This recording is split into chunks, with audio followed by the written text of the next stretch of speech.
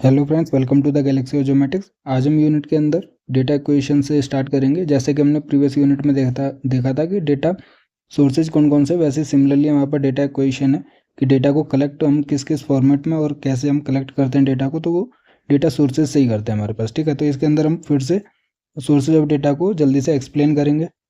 तो data equation देखते हैं कि डेटा इक्वेशन का मतलब है कलेक्ट करना डेटा को। तो data acquisition in GIS refer to all aspects of collecting spatial data from all available sources and converting them to a standard digital form. तो डिजिटल फॉर्म में उनको कन्वर्ट करना पड़ता है जिससे कि हम जीआईएस सिस्टम के अंदर उसको इनपुट कर सकें हमारे पास। तो this required tool such as interactive computer screen, mouse, digitizer, word processor, spreadsheet program, scanners, devices necessary for reading data already written on magnetic media और एज टेप्स और सीडी रोम। तो जो डेटा ऑलरेडी अवेलेबल है उसको हम क्या करेंगे, digital form में कन्वर्ट करेंगे, जिसके लिए हमारे पास क्या नेसेसरी टूल्स की रिक्वायरमेंट रहती है हमारे पास। ठीक है, तो ये डेटा इक्वेशन है कि उस फॉर्म में डेटा प्रोवाइड करना जिसमें जीआईएस सिस्टम के अंदर हम इनपुट कर सकें हमारे पास। तो सोर्सेज ऑफ डेटा जैसे हमने प्रीवियस लेक्चर में देखे, फिर से देख लेते हैं कि रिमोट सेंसिंग हो गया, एग्जिस्टिंग मैप्स हो गया, फोटोग्रामेट्री हो गया हमारे पास। तो हमने देखे थे ऑर्थो फोटोज और aerial photography. Field surveying methods हमने देखे थे, टोटल स्टेशन हो गया। अदर सोर्सेज में हमने जीपीएस और इंटरनेट देखा था। तो उसी को हम जल्दी से फिर से देख लेते हैं एक बार कि रिमोट सेंसिंग से हमें जो डेटा मिलता है उसको एक तो हम डायरेक्टली इनपुट कर सकते हैं जीआईएस सिस्टम में, क्योंकि वो डिजिटल फॉर्मेट में रहता है हमारे पास। ठीक है, तो रिमोट सेंसिंग से हमारे पास डेटा कैसे एक्वायर किया जाता है कि the terrain data acquired through sensors on board satellite platforms being in digital format. ठीक है, डिजिटल फॉर्मेट में होता है, can be directly used after pre processing for preparing A GIS database. बस हमें क्या प्री प्रोसेसिंग करने की जरूरत पड़ती है अगर हमें डेटा का एनालिसिस करना है, तो जीआईएस सिस्टम में हम प्रोसेस करके ऑपरेशन अप्लाई करके हम अपना आउटपुट फाइंड आउट कर सकते हैं डायरेक्टली रिमोट सेंसिंग इमेजेस या सैटेलाइटरी इमेजरी से। ठीक है, this data are coded in picture elements called pixels and stored in the form of a two-dimensional matrix that contains merely a number representing the amount of reflected electromagnetic radiation received in a given band।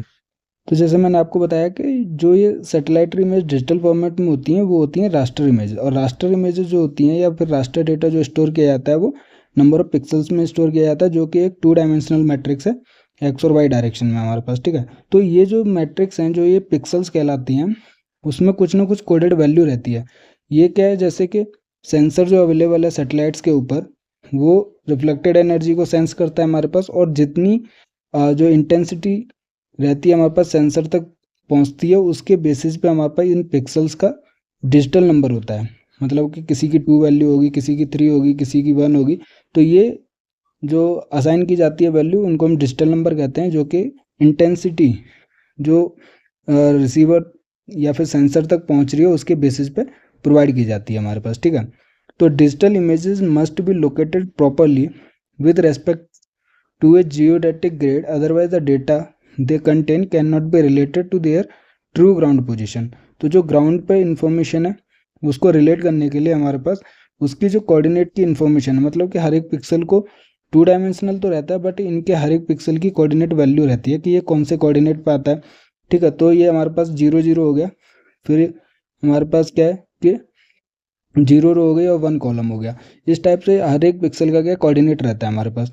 ये जो हो गया वो हमारे पास 1 1 हो गया, क्योंकि 1 रो हो गई और 1 हमारे पास कॉलम हो गया हमारे पास। तो इन सबको अभी हम अच्छे से देखेंगे, बट यहाँ पे क्या है कि ये जो डिजिटल इमेजेस हैं सैटेलाइट से जो आती हैं, वो हमारे पास क्या रास्टर इमेजेस होती हैं, और जो कि पिक्सल के फॉर्मेट में सेव होती हैं हमारे पास। ठीक है, तो वो हमने रास्टर इमेजेस के बारे में जल्दी से देखा। अब क्या एग्जिस्टिंग मैप्स, जैसे कि हमें पता है कि जो मैप्स अवेलेबल हैं हमारे पास, क्योंकि सैटेलाइट इमेजेस जब तक नहीं थी हमारे पास, जो मैप्स अवेलेबल थे उनको हम डिजिटाइज करते हैं। डिजिटाइज कैसे करते हैं, क्योंकि डिजिटल फॉर्मेट में नहीं रहते, उनको हम स्कैन करके हम डिजिटेशन फॉर्म में कन्वर्ट करते हैं हमारे पास। ठीक है, तो एग्जिस्टिंग मैप्स में क्या होता है कि the acquisition of digital data by digitizing existing maps is comparatively cheaper and requires less time compare to other method, क्योंकि इजीली स्कैनर में डालेंगे और स्कैन होकर आ जाएंगे तो डिजिटल फॉर्मेट में कन्वर्ट हो जाते हैं।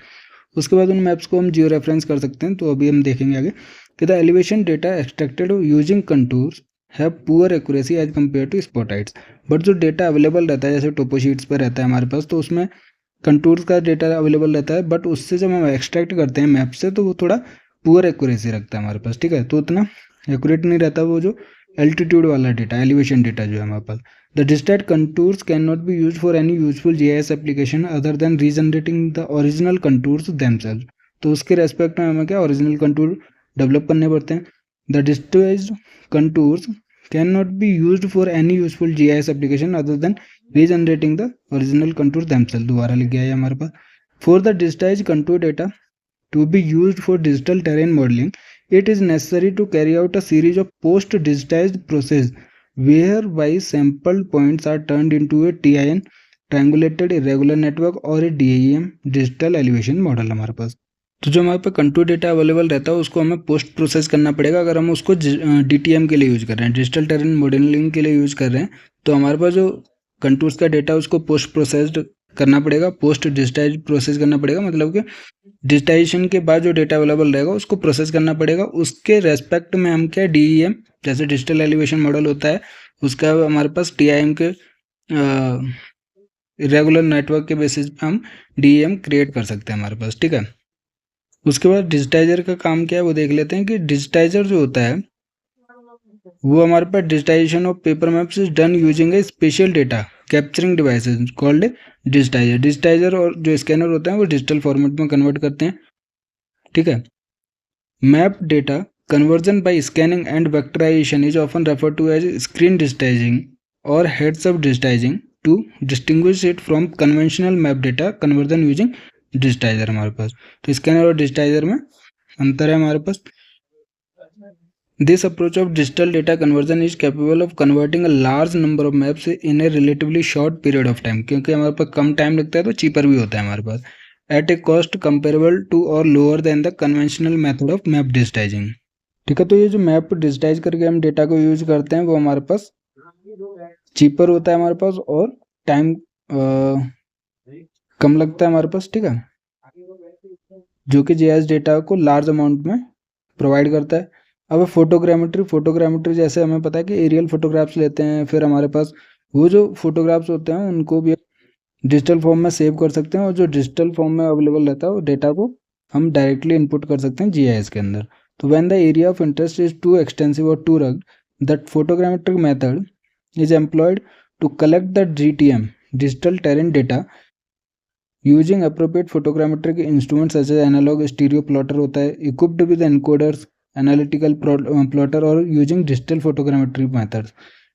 तो इसमें क्या हमारे पास ये जो फोटोग्राफ्स हैं उसमें हम क्या एरियल फोटोग्राफ्स ले रहे हैं और उसकी किसकी हेल्प से, एनालॉग स्टीरियो प्लॉटर की हेल्प से, क्योंकि ये जो एनालॉग स्टीरियो प्लॉटर होता है वो हमारे पास 3D डेटा प्रोवाइड करता है फ्रॉम एरियल फोटोग्राफ्स हमारे पास।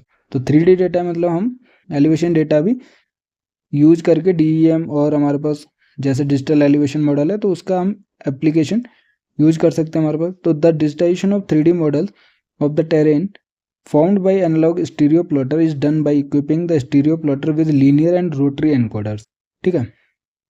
3D डेटा का यूज कैसे करना है हमारे पास, उसको जो स्टीरियो प्लॉटर है, लीनियर और स्टोरी जो एनकोडर्स होते हैं उनके साथ यूज करके हमारे पास। तो फोटोग्रामेट्री से जो एरियल फोटोग्राफ्स होते हैं, ऑर्थो फोटोज के बारे में हमने देखा था प्रीवियस लेक्चर में, तो उसका यूज करके हम इजिली 3D कोऑर्डिनेट से 3D डेटा फाइंड आउट कर सकते हैं और उसको फिर हम प्रोसेस करके जीआईएस सिस्टम में यूज कर सकते हैं हमारे पास, ठीक है। उसके अलावा फील्ड सर्विंग मेथड था हमारे पास। फील्ड सर्विंग मेथड क्या है कि टेरेन डेटा मतलब जियोग्राफिक डेटा हो गया, जो special data 3D location data की बात कर रहे हैं हम, ठीक है। तो terrain data in digital form can be obtain directly by field surveying method by employing instrument such as EDMI होता है, इलेक्ट्रॉनिक डिस्टेंस मेजरमेंट इंस्ट्रूमेंट, जैसे टोटल स्टेशन हो गया, तो इलेक्ट्रॉनिक टैकोमीटर यूज कर सकते हैं, टोटल स्टेशन या GPS यूज कर सकते हैं वहाँ पर डिजिटल फॉर्म में डायरेक्टली टेरेन डेटा को फाइंड आउट करने के लिए हमारे पास। तो ये भी एक डेटा सोर्स हो गया हमारे पास। इलेक्ट्रॉनिक टैकोमीटर और total station capable of electronically measuring both angles and distances. तो इससे हमारे पास क्या एंगल और डिस्टेंस दोनों निकल जाता है, जिससे हम कोऑर्डिनेट निकाल सकते हैं किसी भी पॉइंट का। And performing computation to obtain horizontal distance, slope distance, difference in elevation, coordinates, elevation of points, तो हम कोऑर्डिनेट्स भी निकाल सकते हैं, ठीक है, और एलिवेशन, उसके अलावा slope distance, difference in elevation, सब चीज़ हम टोटल स्टेशन या फिर इलेक्ट्रॉनिक टैकोमीटर की हेल्प से निकाल सकते हैं। These instruments are equipped with internal memory or external data recorder for temporary storage of data. Which subsequently are transferred to dedicated micro computer और मेन फ्रेम कंप्यूटर। तो हमारे पास इसमें क्या स्टोरेज डिवाइस भी रहता है अवेलेबल, जो भी, क्योंकि ये हमारे पास क्या एडवांस्ड टेक्नोलॉजी है, कन्वेंशनल टेक्नोलॉजी है, ठीक है, जो हम फील्ड सर्विंग मेथड करके डेटा को एक्वायर कर सकते हैं। जीपीएस है, जीपीएस के बारे में जैसे हमने जीएनएस लेक्चर सीरीज में अच्छे से समझा हुआ है हमारे पास। जीपीएस जो रिसीवर्स होते हैं हमारे पास 3D पोजिशनिंग या XYZ कोऑर्डिनेट्स प्रोवाइड करता है हमारे पास। GPS is a satellite based surveying system to obtain highly accurate digital terrain data electronically in the form of XY and Z coordinates. तो इसका सारा प्रोसेस, प्रिंसिपल, कैलकुलेशन, फॉर्मूला और types, सब चीज़ हमने देखी अपनी जीएनएसएस लेक्चर सीरीज में। Number of satellites, number of orbitals, उनका एल्टीट्यूड, उनकी जो पोजिशनिंग है, फॉर्मूला भी देखा है कैसे कैलकुलेट करता है हमारे पास, ठीक है। तो जीएनएसएस लेक्चर सीरीज को आप फॉलो कर सकते हो हमारे पास। तो ये जो जीपीएस है वो रिसीवर जो सैटेलाइट से कंटिन्यूसली ट्रांसमिट होते हैं सिग्नल, उनको डिकोड करके अपनी 3D पोजीशन कैलकुलेट करता है हमारे पास। और वो जो 3D पॉइंट्स हैं ईजिली हम ट्रांसफ़र कर सकते हैं अपने पीसी के अंदर, कंप्यूटर जिसमें हम जीआईएस सॉफ्टवेयर को कंटेन करते हैं, ठीक है, उसमें डायरेक्टली डेटा को इनपुट कर सकते हैं। तो ये भी हमारे पास जो डेटा प्रोवाइड होता है वो डायरेक्टली फॉर्म इनपुट कर सकते हैं जीआईएस के अंदर। There are 2 basic fields methods of GPS measurement, हमने ये चीज़ भी देखी थी जीपीएस सर्विंग टेक्निक्स में, स्टैटिक और डिफरेंशियल। तो स्टैटिक में हमने देखा था कि जो रोवर रिसीवर अपना डेटा कलेक्ट करता है और रेफरेंस स्टेशन जो है वो अपना डेटा कलेक्ट करता है, फिर बाद में हम पोस्ट प्रोसेसिंग करते हैं कंप्यूटर के अंदर हमारे पास, ठीक है, जो एरर फाइंड आउट होता है। लेकिन डिफरेंशियल जो होता है, जैसे रियल टाइम काइनेमेटिक के बारे में देखा था कि रियल टाइम में हम डेटा को एक्यूरेट करते हैं जो रोवर रिसीवर कंटेन करता है हमारे पास। इसका जो रहता है डीजीपीएस का, डिफरेंशियल जीपीएस का, वो हमारे पास रहता है कि किस जो दोनों रिसीवर्स हैं वो हमारे पास सेम एटमॉस्फेरिक कंडीशंस को फेस करते हैं। हमारे पास जो एरर हमारे पास रेफरेंस स्टेशन में रहता है वही हमारे पास करेक्शन अप्लाई किया जाता है रोवर की रीडिंग्स के अंदर हमारे पास, तो एक्यूरेट डेटा में अचीव होता है हमारे पास, ठीक है। तो ये सारी चीज़ें हमने अपनी जीएनएसएस लेक्चर सीरीज में 3rd यूनिट के अंदर डिस्कस की हुई हैं। इसके अंदर देखिए जैसे static GPS surveying use to determine positions of survey control points in area where geodetic control is lacking और अनरिलायबल। तो जीपीएस से हमें हाई एक्यूरेट डेटा मिलता है पोजीशन का in the digital form, electronically जो फॉर्म रहता है उसमें हम जीपीएस पे ज़्यादा रिलाय कर सकते हैं हमारे पास। It is also used for accurate measurement of distance between 2 points using 2 और more dual frequency GPS receiver to record the observation made on GPS satellite simultaneously for about 6 hours. तो जैसे हमने देखा है कि जीपीएस रिसीवर्स के types होते हैं, उसमें हमारे पास डुअल फ्रिक्वेंसी जीपीएस रिसीवर्स होता है जो रिकॉर्ड कर सकता है डेटा को फॉर अबाउट 6 आवर्स और हाईली एक्यूरेट डेटा को फाइंड आउट करके 2 पॉइंट्स के बीच का डिस्टेंस भी कैलकुलेट या मेजर कर सकते हैं हमारे पास। Static GPS surveying mainly employed for establishing geodetic control and measuring national and international networks and not intended for ordinary detail terrain data acquisition. तो जो स्टैटिक जीपीएस है उसको हम टेरेन डेटा के लिए इतना यूज़ नहीं करते हैं हमारे पास। अगर कोई भी जो कंट्रोल पॉइंट्स होते हैं उनको आपको सेटअप करना है तो हम स्टैटिक जीपीएस सर्विंग टेक्निक का यूज करते हैं। लेकिन जो डिफरेंशियल जीपीएस सर्विंग है उसको हम यूज कर सकते हैं to determine the positions and heights of ground points by making use of existing और न्यूली स्टेब्लिश्ड कंट्रोल पॉइंट्स। तो जो पोजीशन कैलकुलेशन के लिए हम डीजीपीएस टेक्निक का यूज करते हैं हमारे पास, स्टैटिक के लिए हमारे पास कंट्रोल पॉइंट्स को सेटअप करने के लिए करते हैं मेनली, ठीक है। तो द डिफरेंशियल जीपीएस सर्विंग में भी performed as a kinematic GPS surveying और रियल टाइम जीपीएस सर्विंग। तो इसके बारे में अच्छे से एक्सप्लेन किया गया है जीएनएसएस लेक्चर सीरीज के अंदर, जो मैंने यहाँ पे अभी थोड़ा सा डिस्कस किया था अभी, ठीक है। उसके अलावा देखते हैं हमारे पे इंटरनेट है। अब इंटरनेट तो सभी जानते हैं कि जो डेटा आजकल कहीं पे भी अवेलेबल नहीं होता वो गूगल पे अवेलेबल होता है हमारे पास। तो जो डेटा गूगल पे अवेलेबल है उसका भी हम यूज कर सकते हैं जीआईएस सिस्टम के अंदर।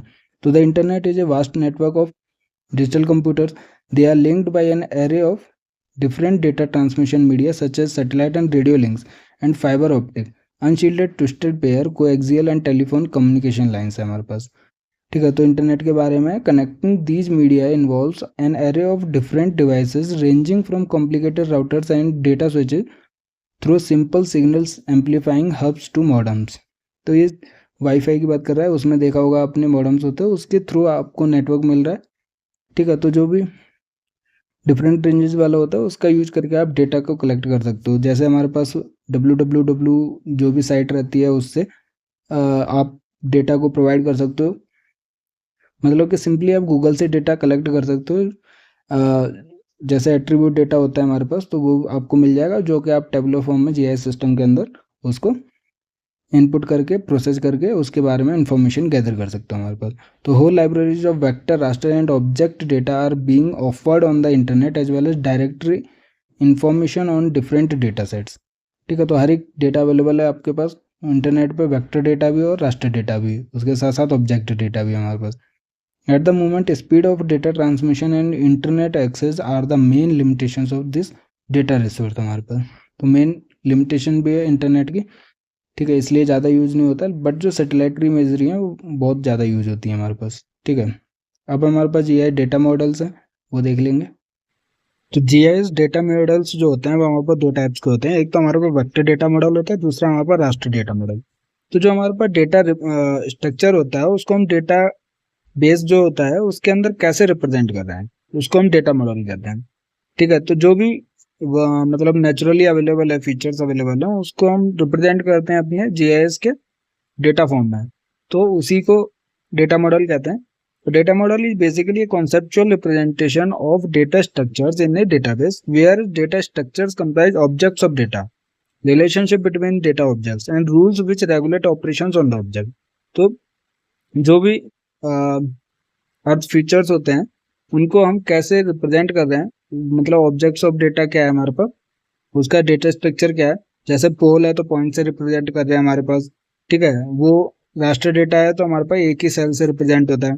अगर कोई रिवर है तो लाइन से रिप्रेजेंट कर रहे हैं, अगर कोई गार्डन है हमारे पास तो पॉलीगन से रिप्रेजेंट कर रहे हैं। तो ये हमारे पास क्या डेटा मॉडल्स है हमारे पास के ऑब्जेक्ट्स ऑफ डेटा को कैसे हम रिप्रेजेंट कर रहे हैं, उनके बीच का रिलेशनशिप हम कैसे ऑब्जेक्ट पे रिप्रेजेंट कर रहे हैं। और जो भी हमारे पास ऑपरेशन परफॉर्म करने होते हैं हमारे पास डेटा के ऊपर हमारे पास, तो rules which regulate operations on the object, वो जो रूल्स होते हैं वो भी यहाँ पर डेटा मॉडल्स के अंदर आते हैं। In other words, data model represent a set of rules और guidelines which are used to convert the real world features into digitally and logically represented spatial objects. यहाँ पे ये जो लॉजिकली रिप्रेजेंटेड है ये इंपॉर्टेंट है हमारे पास। डिजिटली तो हमने देखा है कि डिजिटल फॉर्म में हमारे पास उसको चेंज कर दिया जाता है डेटा को। जो लॉजिकली है इसका मतलब क्या है कि अगर दोनों के बीच का डिस्टेंस 20 किलोमीटर है या 20 मीटर है, जो भी डिस्टेंस है वो हमारे पास डेटा रिप्रेजेंटेशन में भी सेम टू स्केल होना चाहिए, मतलब डिस्टेंस जो होना चाहिए दोनों के बीच में सेम होना चाहिए। लॉजिकली जो रेफरेंस है, रिप्रेजेंटेशन है, वो सेम होता है हमारे पास। ठीक है, in GIS data model comprise the rules which are essential to define what is an operational GIS and its supporting system. Data model is the core of any GIS which gives a set of constructs for describing and representing selected aspects of the real world in the computer। तो यही data model है जो अच्छे से मतलब data को store करता है हमारे पास, और उस पर जो प्रोसेसिंग होती है वो डेटा मॉडल की हेल्प से होती है हमारे पास। ठीक है, तो ये रिप्रेजेंट करता है जो भी रियल वर्ल्ड के फीचर्स होते हैं, उसका जो एस्पेक्ट रहता है, जो उसका लॉजिकली रिप्रेजेंटेशन रहता है वो सेम रहता है हमारे पास ऑब्जेक्ट्स के बीच में। ठीक है, अब जैसे कि all real world features are represented as points, lines और आर्क्स एंड पॉलीगन्स।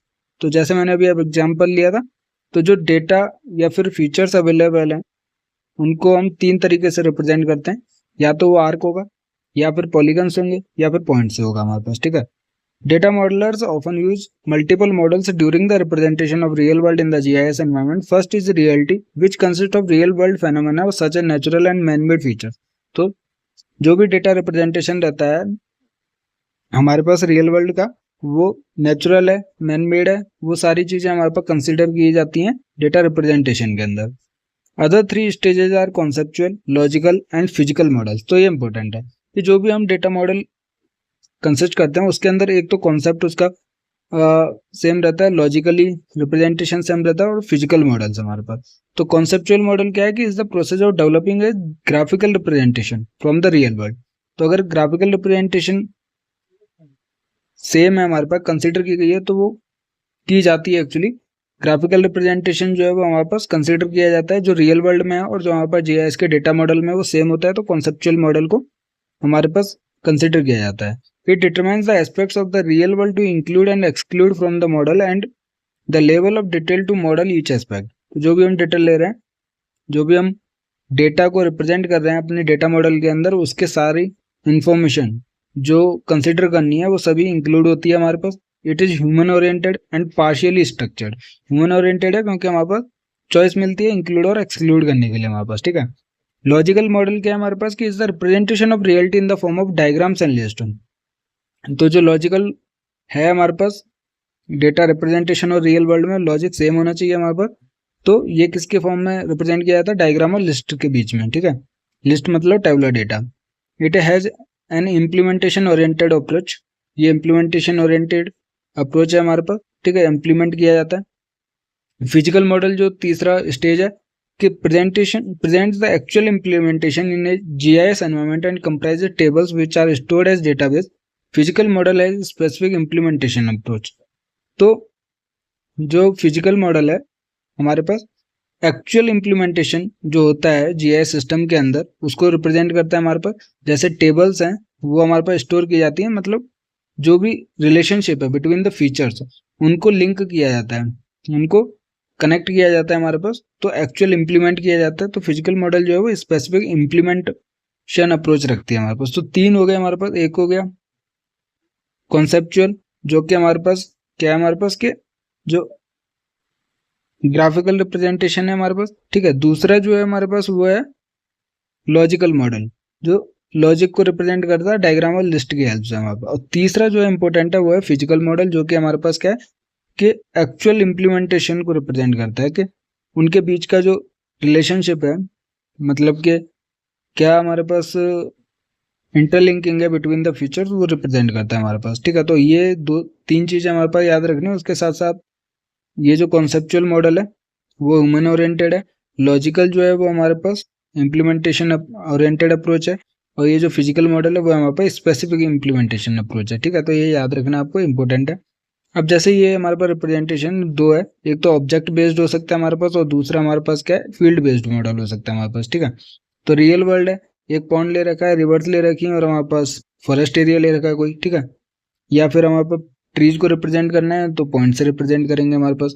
अब इसके बारे में देख तो इसमें देखिए ये जो ऑब्जेक्ट बेस्ड है दो तरीके से रिप्रेजेंट कर सकता है, एक तो एग्जैक्ट ऑब्जेक्ट और दूसरा इनएग्जैक्ट ऑब्जेक्ट।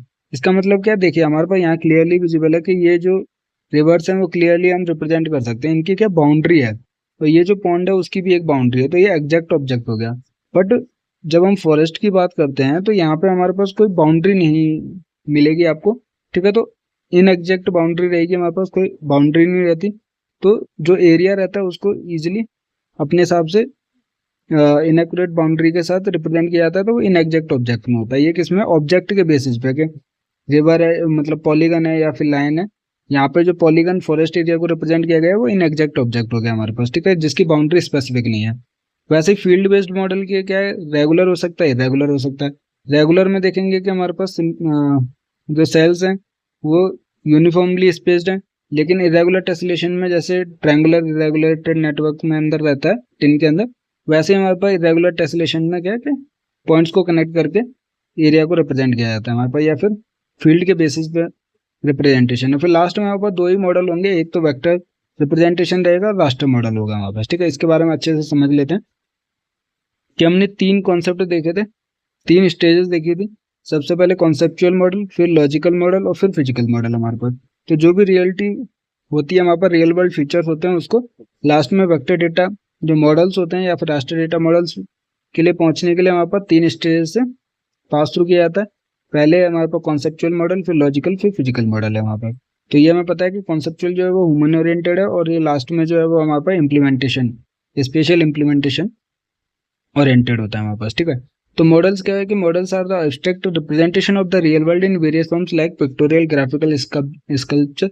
तो हमने देखा है कि जैसे क्लासेस में देखा होगा कि जब छोटे बच्चे थे तो हमारे पास मॉडल बनवा के हमारे पास असाइनमेंट में उसको मंगवाया जाता था, क्योंकि हमारे पास जो रियल वर्ल्ड है जो एक्चुअली में हम बनाने वाले हैं उसका एक छोटा सा मॉडल, प्रोटोटाइप क्या है, मॉडल कहलाता है हमारे पास, कि जो एक्चुअली में अवेलेबल है उसका एक पिक्टोरियल या फिर ग्राफिकल रिप्रेजेंटेशन, उसको मॉडल कहते हैं हमारे पास, ठीक है। तो ये स्टेजेस हमने ऑलरेडी देख लिए। अब हम देखते हैं कि जो ऑब्जेक्ट बेस्ड मॉडल है और फील्ड बेस्ड मॉडल है, इसका बीच का जो डिफरेंस है।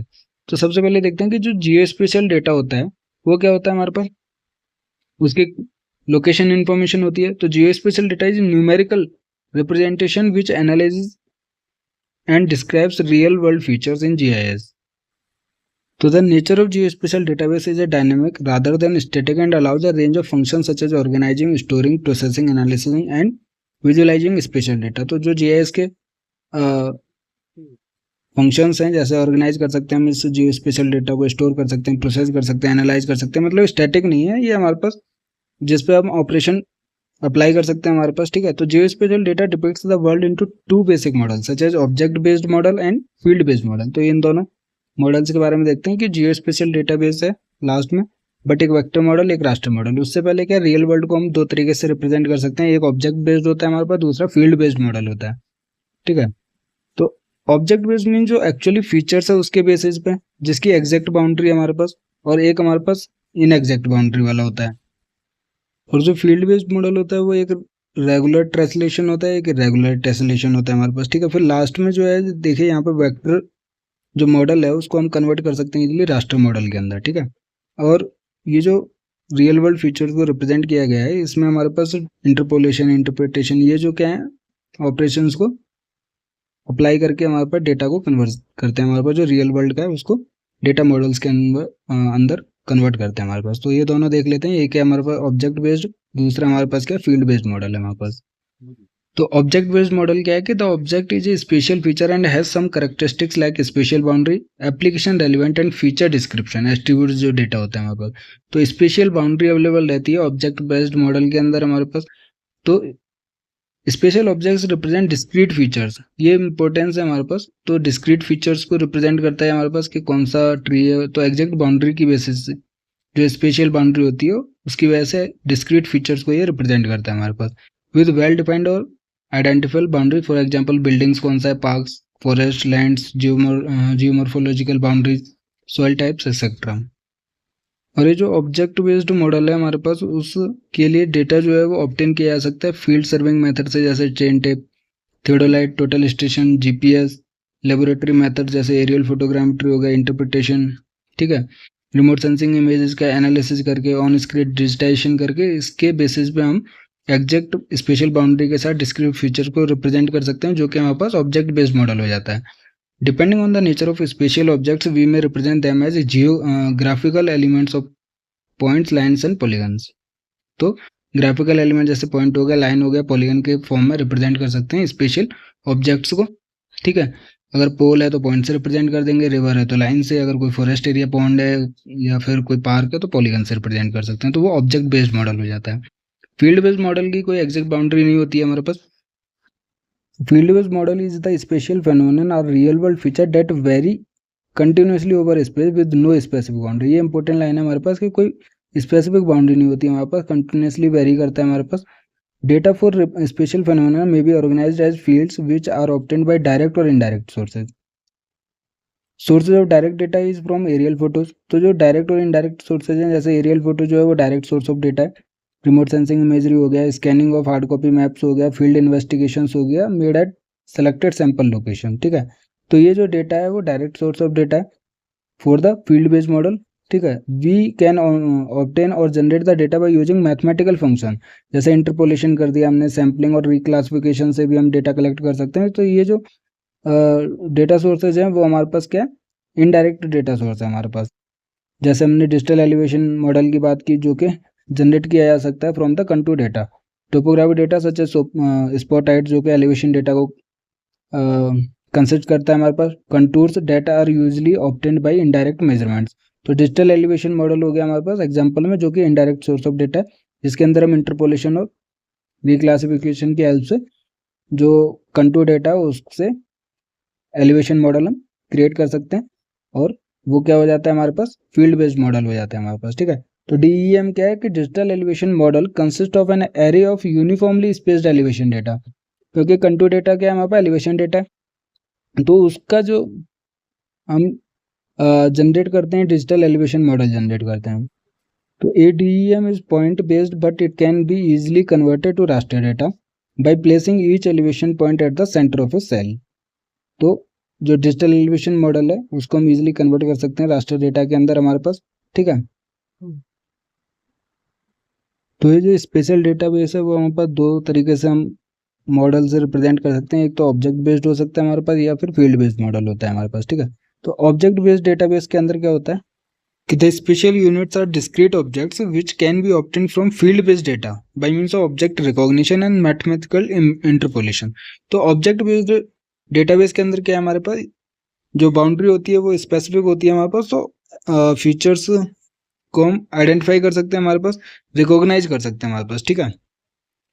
In the object-based model, spatial data is mostly represented in the form of coordinates list that is vector lines and generally called as the vector data model. तो जो object based है उसको हम क्या कहते हैं, वेक्टर डेटा मॉडल कहते हैं, क्योंकि हमारे पास जो स्पेशल डेटा है उसको कोऑर्डिनेट्स की लिस्ट के बेसिस पे हम हमारे पास रिप्रेजेंट किया जाता है या फिर क्लासीफाई किया जाता है, ठीक है। तो कोई भी पोल होगा उसका कोऑर्डिनेट्स मिल जाएगा आपको और हम उसको पॉइंट के बेसिस पर रिप्रेजेंट कर देते हैं हमारे पास, तो ये वेक्टर डेटा हो जाता है हमारे पास, ठीक है। When the spatial phenomena database is structured on the field-based model in the form of grid of square or rectangular cells, then the representation is generally called the raster data model.